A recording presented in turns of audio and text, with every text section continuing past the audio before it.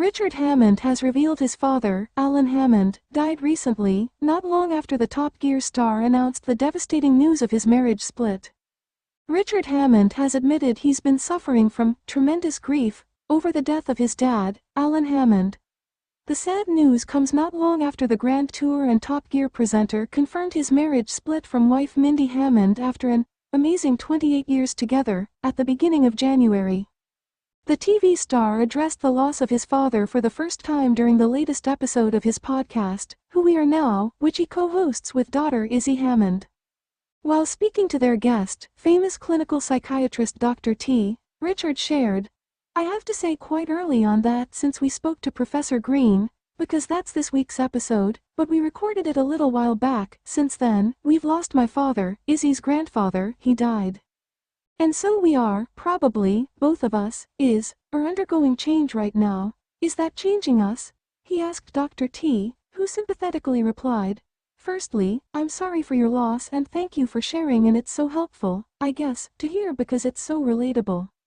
Loss is something that we have experienced, are experiencing right now, or are going to experience in the near future. It's a very common part of life," to which Richard agreed.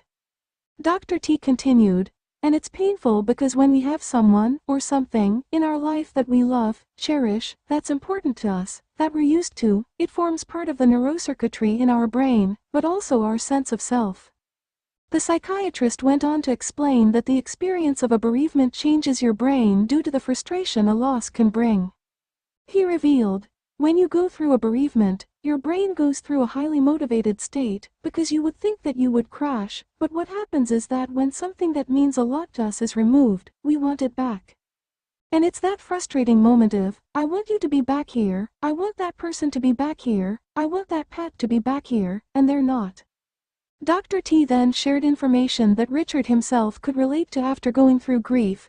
He explained to the father-daughter duo, "So, this level of frustration is painful to the extent that sometimes when our phone rings, we think it's them, and when you're thinking about them, you think, where are they right now?" Opening up on his own ordeal further, Richard mused in response, "That's interesting, because it's your brain doing stuff that you only experience through emotions and sensations that it triggers.